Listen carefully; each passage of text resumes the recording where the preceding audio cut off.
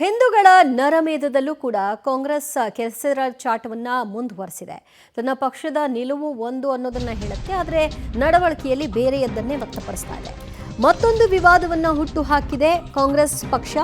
ಪ್ರಧಾನಿ ಮೋದಿ ವಿರುದ್ಧ ಕಾಂಗ್ರೆಸ್ ಗಾಯಬ್ ಅಪಹಾಸ್ಯವನ್ನ ಹರಿಬಿಟ್ಟಿದೆ. ಜವಾಬ್ದಾರಿಯ ಸಮಯದಲ್ಲಿ ನಾಪತ್ತೆ ಅನ್ನುವಂತಹ ಪೋಸ್ಟ್ ಇದಾಗಿದೆ.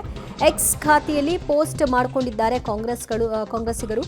ಮೋದಿ ಶೈಲಿ ಹೋಲುವಂತಹ ಭಾವಚಿತ್ರವನ್ನ ಲಗತ್ತಿಸುವ ಮೂಲಕವಾಗಿ ಗಾಯಬ್ ಅಂತ ಅದಕ್ಕೆ ಶೀರ್ಷಿಕೆಯನ್ನ ಹಾಕಲಾಗಿದೆ. ಯಾವ ಸಂದರ್ಭದ ಗಾಯಬ್ ಪ್ರಶ್ನೆಯನ್ನ ಮಾಡಲಾಗ್ತಾ ಇದೆ. ಅವರು ವಿದೇಶದಲ್ಲಿ ಇದ್ದಂತಹ ಸಂದರ್ಭದಲ್ಲಿ ಇಲ್ಲಿ ನಡೆದಂತಹ ಹಿಂದೂಗಳ ನರಮೇಧವನ್ನ ನೀವು ಗಾಯಬ್ ಅಂತಿದ್ದೀರೋ, ಅಥವಾ ಅದಾದ ನಂತರದಲ್ಲಿ ಬಿಹಾರದಲ್ಲಿ ಹೋಗಿ ಅವರು ಮಾತನಾಡಿದ್ರು ಮತ್ತು ಅಲ್ಲಿ ಕ್ಯಾಬಿನೆಟ್ ಮೀಟಿಂಗ್ ಬರಲಿಲ್ಲ ಅನ್ನುವಂತಹ ಸರ್ವಪಕ್ಷ ಸಭೆ ನಡೆಸಿದಂತಹ ಸಂದರ್ಭದಲ್ಲಿ ಆ ಸಭೆಗೆ ಬರಲಿಲ್ಲ ಅನ್ನೋ ಕಾರಣಕ್ಕೆ ಗಾಯಬ್ಬ ಗೊತ್ತಾಗ್ತಿಲ್ಲ. ಈ ಒಂದು ಶೈಲಿ ನೀವು ನೋಡ್ತಾ ಇದ್ರಿ, ಕಾಂಗ್ರೆಸ್ನ ಅಧಿಕೃತ ಖಾತೆಯಲ್ಲೇ ಇದನ್ನು ಪೋಸ್ಟ್ ಮಾಡಲಾಗಿದೆ. ಗಾಯಬ್ ಅಂತ ಪ್ರಧಾನಿ ನರೇಂದ್ರ ಮೋದಿಯವರ ಮುಖ ಇಲ್ಲ ಅಲ್ಲಿ, ಬಟ್ ಅವರ ಶರೀರ, ಅವರ ಭಾವಚಿತ್ರವನ್ನು ಹೋಲುವಂತಹ ರೀತಿಯ ಒಂದು ಪೋಸ್ಟನ್ನು ಮಾಡೋ ಮೂಲಕವಾಗಿ ಗಾಯಬ್ ಬಂದಿದ್ದಾರೆ. ಯಾರು ಗಾಯಬ್ ಹಾಗಾದರೆ, ಯಾವ ವಿಷಯಕ್ಕೆ ಗಾಯಬ್ ಅನ್ನೋದನ್ನು ಈಗ ಅದರಲ್ಲಿ ಕಮೆಂಟ್ ಮಾಡೋ ಮೂಲಕವಾಗಿ ನಾಗರಿಕರು ಪ್ರಶ್ನೆಯನ್ನು ಮಾಡ್ತಾ ಇದ್ದಾರೆ. ಜವಾಬ್ದಾರಿಯಿಂದ ಇರಬೇಕಾದಂತಹ ಸಮಯದಲ್ಲಿ ಯಾವ ರೀತಿಯಾದಂತಹ ಅಪಹಾಸ್ಯವನ್ನ ಮಾಡೋ ಮೂಲಕವಾಗಿ ಕಾಂಗ್ರೆಸ್ ಕಾಲೆಳೆಯುವ ಕೆಲಸವನ್ನ ಮಾಡ್ತಾ ಇದೆ. ಮೋದಿ ವಿರುದ್ಧ ಕಾಂಗ್ರೆಸ್ನ ಗಾಯಬ್ ಅಪಹಾಸ್ಯ ವಿಚಾರ. ಕಾಂಗ್ರೆಸ್ ವಿವಾದಕ್ಕೆ ಬಿಜೆಪಿಗರು ತಿರುಗೇಟನ್ನ ಕೊಟ್ಟಿದ್ದಾರೆ. ಕಾಂಗ್ರೆಸ್ ಪಾಕಿಸ್ತಾನದ ಸ್ಲೀಪರ್ ಸೆಲ್ಗಳಂತೆ ವರ್ತಿಸ್ತಾ ಇದೆ. ಪಾಕ್ನ ಏಜೆಂಟ್ಗಳಂತೆ ಕಾಂಗ್ರೆಸ್ಸಿಗರು ವರ್ತನೆಯನ್ನ ತೋರ್ತಾ ಇದ್ದಾರೆ. ಒಬ್ಬರಿಗೆ ಯುದ್ಧ ಬೇಡ ಅನ್ನುವಂತಹ ಮನಸ್ಥಿತಿ, ಮತ್ತೊಬ್ಬರಿಗೆ ಪಾಕಿಸ್ತಾನ ಮಿತ್ರ ರಾಷ್ಟ್ರ ಅನ್ನುವಂತಹ ಭಾವನೆ, ಇನ್ನೊಬ್ರು ಉಗ್ರರ ಬಗ್ಗೆ ಸಹಾನುಭೂತಿಯನ್ನ ವ್ಯಕ್ತಪಡಿಸ್ತಾ ಇದ್ದಾರೆ. ಇದನ್ನೆಲ್ಲ ನೋಡ್ತಾ ಇದ್ರೆ ತುಂಡು ಮತಗಳಿಗಾಗಿ ಉಗ್ರವಾದವನ್ನ ನೀವು ಸಮರ್ಥಿಸುವುದಾದ್ರೆ ಉಗ್ರಗಾಮಿಗಳಿಗೂ ಮತ್ತು ಕಾಂಗ್ರೆಸ್ಸಿಗರಿಗೂ ಯಾವ ರೀತಿಯಾದಂತಹ ವ್ಯತ್ಯಾಸ ಇದೆ ಅನ್ನೋದನ್ನ ನಿಮ್ಮ ನಡವಳಿಕೆಗಳ ಮೂಲಕವಾಗಿ ಪ್ರಶ್ನಿಸಬೇಕಾಗುತ್ತೆ ಅಂತ ಕಾಂಗ್ರೆಸ್ನ ಟೀಕೆಗೆ ಬಿಜೆಪಿ ತಿರುಗೇಟನ್ನ ಕೊಟ್ಟಿದೆ.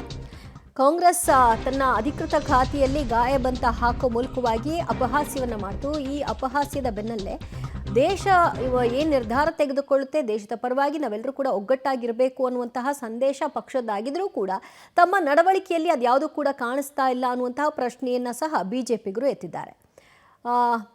ಪಾಕಿಸ್ತಾನದ ಏಜೆಂಟ್, PR ಏಜೆಂಟ್ಗಳ ರೀತಿಯಲ್ಲಿ ನೀವು ವರ್ತಿಸ್ತಾ ಇದ್ದೀರಿ. ವಾಸ್ತವವಾಗಿ ಯೋಚಿಸಿ, ಉಗ್ರರು ಧರ್ಮ ಯಾವುದಂತ ಕೇಳುವ ಮೂಲಕವಾಗಿ ಕೊಂದಿದ್ದಾರೆ. ಆದರೆ ನಮಗೆ ಪಾಕಿಸ್ತಾನ ಶತ್ರು ದೇಶವಲ್ಲ ಅಂತ ಹೇಳೋ ಮೂಲಕವಾಗಿ ಒಬ್ಬರು ತಮ್ಮ ಪಾಕಿಸ್ತಾನದ ಜೊತೆಗಿನ ಪ್ರೇಮವನ್ನು ತೋರಿಸ್ತಾ ಇದ್ದಾರೆ. ಪಾಕಿಸ್ತಾನದೊಂದಿಗೆ ಯಾವ ರೀತಿಯಾದಂತಹ ಒಡನಾಟ ಇದೆ ಅನ್ನೋದನ್ನ ನಿಮ್ಮ ಮಾತುಗಳ ಮೂಲಕವೇ ನಾವು ಅರ್ಥೈಸ್ಕೊಳ್ಬಹುದಾಗಿದೆ ಅಂತ ಹಲವಾರು ಪೋಸ್ಟ್ಗಳನ್ನು ಹಾಕೋ ಮೂಲಕವಾಗಿ ಕಾಂಗ್ರೆಸ್ಸಿಗರಿಗೆ ತಿವಿಯುವಂತಹ ಕೆಲಸವನ್ನು ಬಿಜೆಪಿಗರು ಮಾಡಿದ್ದಾರೆ.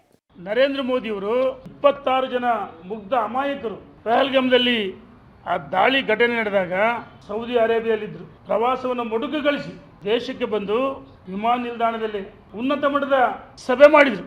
ರಕ್ಷಣಾ ಸಚಿವರು, ಗೃಹ ಸಚಿವರು ಕಳಿಸಿದ್ರು, ಅಮಿತ್ ಶಾ ಮತ್ತು ವಿದೇಶಾಂಗ ಸಚಿವರು ಮತ್ತು ಹಿರಿಯ ಅಧಿಕಾರಿಗಳು ಸಭೆ ಮಾಡಿ ಯಾವ ರೀತಿ ಉಗ್ರಗಾಮಿಗಳಿಗೆ ತಕ್ಕ ಪಾಠವನ್ನು ಕಲಿಸ್ಬೇಕಂತೇಳಿ ಈಗಾಗಲೇ ಮನೆಗಳು ಧ್ವಂಸ ಮಾಡ್ತಾ ಇದ್ದಾರೆ, ಹುಡುಕಿ ಹೊಡಿತಾ ಇದ್ದಾರೆ. 100ಕ್ಕೆ 100 ನರೇಂದ್ರ ಮೋದಿ ಸಂಕಲ್ಪ ಮಾಡಿದರೆ ಅಷ್ಟು ಸುಲಭ ಬಿಡಲ್ಲ. ನಮ್ಮ ಭಾರತ ಮಾತೆಯ ಮಕ್ಕಳನ್ನ ಯಾರು ಆ ಧರ್ಮಪತ್ನಿ ಸಣ್ಣ ಮಕ್ಕಳಿಗೆ ಹತ್ಯೆ ಮಾಡಿಲ್ಲ, ಅದಕ್ಕೆ ಪ್ರತಿಕಾರ ದಾಳಿ ತೀರಿಸ್ತಾರೆ. ನೆನ್ನೆ ಪಹಲ್ಗಾಮ್ ಅಟ್ಯಾಕ್ನ ಬಳಿಕ ಇಡೀ ದೇಶ ಒಂದು ದೊಡ್ಡ ಪ್ರತ್ಯುತ್ತರವನ್ನು ಕೇಂದ್ರ ಸರ್ಕಾರ ಕೊಡುತ್ತೆ, ಭಾರತ ಒಂದು ಪ್ರತ್ಯುತ್ತರವನ್ನು ಕೊಡುತ್ತೆ ಅನ್ನುವಂತಹ ನಿರೀಕ್ಷೆಯಲ್ಲೇ ಕಾಯ್ತಾ ಇದ್ದಾರೆ. ಬಟ್ ಆದರೆ ಕೆಲವೊಂದಷ್ಟು ನಾಯಕರ ಮಾತುಗಳು ನಿಜಕ್ಕೂ ಕೂಡ ಬೇಸರ ತರಿಸುವಂತಹ ರೀತಿಯಲ್ಲೇ ಇದೆ. ನಮ್ಮಲ್ಲೇ ಇರುವಂತಹ ಒಂದಷ್ಟು ಜನರ ನಾಯಕರ ಮಾತುಗಳು ಈಗ ಜನಾಕ್ರೋಶಕ್ಕೂ ಕೂಡ ಕಾರಣವಾಗ್ತಾ ಇದೆ. ಈ ಬಗ್ಗೆ ಮಾತನಾಡಲಿಕ್ಕೆ ನನ್ನೊಟ್ಟಿಗೆ ಸಿಟಿ ರವಿ ಅವರಿದ್ದಾರೆ, ಮಾತನಾಡಿಸ್ತಾನೆ. ಸರ್, ಬೆಳವಣಿಗೆಗಳನ್ನ ತಾವು ಕೂಡ ನೋಡ್ತಾ ಇದ್ದೀರಿ. ಇಡೀ ದೇಶ ಒಂದು ಪ್ರತ್ಯುತ್ತರ ಸಿಗುತ್ತೆ ಅನ್ನುವಂಥ ಕಾರಣಕ್ಕಾಗಿ ಕಾಯ್ತಾ ಇದ್ದಾರೆ. ಇದ್ರ ಮಧ್ಯೆ CM ಆಗಿರ್ಬೋದು ಅಥವಾ ಕಾಂಗ್ರೆಸ್ನ ಕೆಲ ಸಚಿವರು, ಶಾಸಕರುಗಳು ಕೊಡ್ತಾ ಇರುವಂಥ ಹೇಳಿಕೆಗಳನ್ನು ಗಮನಿಸಿದರೆ ನಿಜಕ್ಕೂ ಬೇಸರ ಆಗುತ್ತೆ. ಅಲ್ಲ, ಈಗ ಇವರೇನು ಅಂದ್ಕೊಂಡ್ಬಿಟ್ಟಿದ್ದಾರೆ, BJP ಮತ್ತು ಭಯೋತ್ಪಾದಕರ ನಡುವಿನ ಹೋರಾಟ ಅಂತ ಅಂದ್ಕೊಂಡ್ಬಿಟ್ಟಿದ್ದಾರೆ. ಅಥವಾ BJP ಮತ್ತು ಪಾಕಿಸ್ತಾನದ, ಈಗ BK ಹರಿಪ್ರಸಾದ್ ಅವ್ರ ಹೇಳಿಕೆ ಗಮನಿಸಿದೆ, ಪಾಕಿಸ್ತಾನ BJPಗೆ ಶತ್ರು ರಾಷ್ಟ್ರ, ನಮಗಲ್ಲ ಅಂತ. ಅಂದರೆ ವಾಟ್ ಈಸ್ ದ ಮೀನಿಂಗ್ ಗೊತ್ತಿಲ್ವಾ? ಪಾಕಿಸ್ತಾನ ಪ್ರೇರಿತ ಭಯೋತ್ಪಾದಕ ಚಟುವಟಿಕೆಗಳಿಗೆ ಸಂಬಂಧಿಸಿದಂತೆ ಪಾರ್ಲಿಮೆಂಟ್ ನಿರ್ಣಯ ಮಾಡಿದೆ ಪಾಕಿಸ್ತಾನನ ಭಯೋತ್ಪಾದಕ ರಾಷ್ಟ್ರ ಅಂತ ಘೋಷಣೆ ಮಾಡಬೇಕು ಅಂಥೇಳಿ. ಭಯೋತ್ಪಾದಕರಿಗೆ ಟ್ರೈನಿಂಗ್ ಕೊಡೋದು, ಆಶ್ರಯ ಕೊಡೋದು ಜಗತ್ತಿಗೆ ಗೊತ್ತಿರೋ ಸಂಗತಿ. ಲಷ್ಕರ್ ಇ ತಯ್ಯಬಾದಕ್ಕೆ ಮತ್ತಷ್ಟು ಮಾಹಿತಿ ಪಡೆಯೋಣ ನಮ್ಮ ಪ್ರತಿನಿಧಿ ರಾಘುರಿಂದ. ರಾಘು, ಕಾಂಗ್ರೆಸ್ಸಿಗರ ಒಬ್ಬೊಬ್ಬರ ಸ್ಟೇಟ್ಮೆಂಟ್ಗಳನ್ನು ಕೂಡ ಗಮನಿಸ್ತಾ ಇದ್ರೆ ಪಕ್ಷ ತೆಗೆದುಕೊಂಡಂತಹ ನಿಲುವಿಗೆ ಇವ್ರು ಯಾರು ಬದ್ಧರಾಗಿದ್ದ ಕಾಣಿಸ್ತಾ ಇಲ್ಲ, ಅಥವಾ ಸ್ವತಃ ಪಕ್ಷ ಒಳಗೊಂದು ಹೊರಗೊಂದು ಅನ್ನುವಂತಹ ರೀತಿಯ ನಾಟಕೀಯ ಬೆಳವಣಿಗೆಯನ್ನು ತೋರಿಸ್ತಾ ಇದೆಯಾ ಅನ್ನುವಂಥ ಪ್ರಶ್ನೆ ಮನೆ ಮಾಡ್ತಾ ಇದೆ. ಖಂಡಿತವಾಗಿಯೂ ದಿವ್ಯಾ ಗಮನಿಸಬಹುದು. ಪಹಲ್ಗಾಮ್ ಘಟನೆ ಆದ ಬಳಿಕ ಪ್ರತಿ ದಿನಕ್ಕೂ ಕೂಡ ಒಂದೊಂದು ರೀತಿಯಾದಂಥ ಹೇಳಿಕೆಗಳನ್ನು ಒಬ್ಬೊಬ್ಬರು ನಾಯಕರು ಕೊಡ್ತಾ ಇದ್ದಾರೆ. ಈ ಹಿಂದೆ AICC ಅಧ್ಯಕ್ಷರು ಹೇಳಿದ್ರು, ದೇಶದ ವಿಚಾರಕ್ಕೆ ಸಂಬಂಧಪಟ್ಟಂತೆ ನಾವು ಕೇಂದ್ರ ಸರ್ಕಾರದ ಜೊತೆ ಪಕ್ಷದ ನಿಲುವು ಒಂದೇ ಆಗಿರಬೇಕು, ಅದನ್ನು ನಾವು ಅವ್ರಿಗೆ ಬೆಂಬಲವನ್ನು ನೀಡಬೇಕು ಅನ್ನುವಂಥ ನಿಟ್ಟಿನಲ್ಲಿ ಹೇಳಿಕೆಗಳನ್ನು ನೀಡಿದರು. ಬಟ್ ಆದರೆ ಮುಂದುವರೆದ ಭಾಗವಾಗಿ ದಿನಕ್ಕೊಬ್ಬರು ನೀಡ್ತಾ ಇರುವಂಥ ಹೇಳಿಕೆಗಳು ಒಂದು ಕಡೆ ಅವರ ಪಕ್ಷದ ಒಳಭಾಗದಲ್ಲೇ ಗೊಂದಲವನ್ನು ಉಂಟು ಮಾಡಿದ್ರೆ, ಮತ್ತೊಂದು ಕಡೆ ಜನರಲ್ಲಿ ಆಕ್ರೋಶಕ್ಕೂ ಕೂಡ ಕಾರಣವಾಗ್ತಾ ಇದೆ. ಗಮನಿಸ್ಬೋದು, ಮೊದಲ ದಿನ ಸಾಮಾನ್ಯವಾಗಿ ಪಹಲ್ಗಾಮ್ ಘಟನೆ ಆದ ಬಳಿಕ CM ಅವರು ಕರ್ನಾಟಕದಲ್ಲಿ ಸಿದ್ದರಾಮಯ್ಯ ಅವರು ಕೊಟ್ಟಂಥ ಹೇಳಿಕೆ, ಅದಾದ ಬಳಿಕ ತಿಮ್ಮಾಪುರ ಅವರು ಕೊಟ್ಟಂಥ ಹೇಳಿಕೆ ದೊಡ್ಡ ಮಟ್ಟದಲ್ಲಿ ಜನಾಕ್ರೋಶಕ್ಕೆ ಕಾರಣ ಆಗಿತ್ತು. ಅದಾದ ಬೆನ್ನಲ್ಲೇ ಇವತ್ತು ಬೆಳಗ್ಗೆ ಕಾಂಗ್ರೆಸ್ ಮಾಡಿದಂತಹ ಟ್ವೀಟ್ ಏನಿದೆ ಅದು ಮತ್ತಷ್ಟು ಜನರನ್ನು ಕೆರಳಿಸ್ತಾ ಇರುವಂಥದ್ದು. ಪ್ರಮುಖವಾಗಿ ಘಟನೆ ಆದಂಥ ಸಂದರ್ಭದಲ್ಲಿ ನಾವೆಲ್ಲರೂ ಕೂಡ ದೇಶದ ಜೊತೆಗಿರಬೇಕು ಅನ್ನುವಂತಹ ವಿಚಾರವನ್ನು ಪಕ್ಷದ ವತಿಯಿಂದಲೇ ಘೋಷಣೆ ಮಾಡಾದ್ಮೇಲೆ ಯಾಕೆ ಈ ರೀತಿಯಾದಂಥ ಹೇಳಿಕೆಗಳನ್ನು ಕೊಡ್ತಾ ಇದ್ದಾರೆ ಎನ್ನುವಂತಹ ಒಂದಷ್ಟು ಪ್ರಶ್ನೆ ಕೂಡ ಅವರ ನಾಯಕರಲ್ಲೂ ಕೂಡ ಮೂಡ್ತಾ ಇದೆ. ಸೊ ಗಮನಿಸಬಹುದು, ಬೆಳಗ್ಗೆ ಆದಂಥ ಒಂದು ಟ್ವೀಟ್ ಏನಿದೆ ಆ ಟ್ವೀಟ್ನನ್ನು ನೋಡೋದಾದ್ರೆ ಪ್ರಧಾನಿಗಳ ತಲೆ ಇಲ್ಲದೆ ಇರುವಂತಹ ಒಂದು ಚಿತ್ರವನ್ನು ಹಾಕಿ ಗಾಯಬ್ ಅನ್ನುವಂಥ ಟ್ವೀಟನ್ನು ಮಾಡ್ತಾರೆ. ಅಂದರೆ ದೇಶದ ಜೊತೆ ನಿಲ್ಲಬೇಕಿದ್ದಂಥವರು ಈಗ ಪ್ರಧಾನಿಗಳನ್ನು ಟೀಕೆ ಮಾಡುವಂಥ ನಿಟ್ಟಿನಲ್ಲಿ ಕಾಲಹರಣವನ್ನು ಮಾಡ್ತಾ ಇದ್ದಾರೆ ಎನ್ನುವಂಥದ್ದು ಕೂಡ ಸದ್ಯ ಜನರಲ್ಲಿ ಇರುವಂಥ ಆಕ್ರೋಶ.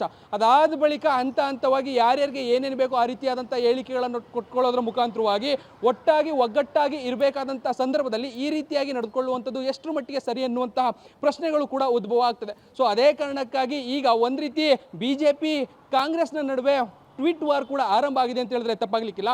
ಒಂದು ಕಡೆ ಅವರು ಪ್ರಧಾನಿ ತಲೆ ಇಲ್ಲದೇ ಇರುವಂತಹ ಫೋಟೋವನ್ನು ಹಾಕಿ ಎಲ್ಲ ಟೀಕೆಯನ್ನು ಮಾಡುವಂಥ ಕೆಲಸವನ್ನು ಮಾಡ್ತಿದ್ದಾರೆ. ಇತ್ತ ಅವರಿಗೂ ಕೂಡ ಟಾಂಗ್ ಕೊಡುವಂಥ ನಿಟ್ಟಿನಲ್ಲೂ ಕೂಡ BJP ಟ್ವೀಟನ್ನು ಮಾಡಿ ಯಾವ್ಯಾವ ನಾಯಕರು ಏನೇನು ಹೇಳಿಕೆಯನ್ನು ಕೊಟ್ಟು ದೇಶದ ವಿರೋಧಿ ಹೇಳಿಕೆಯನ್ನು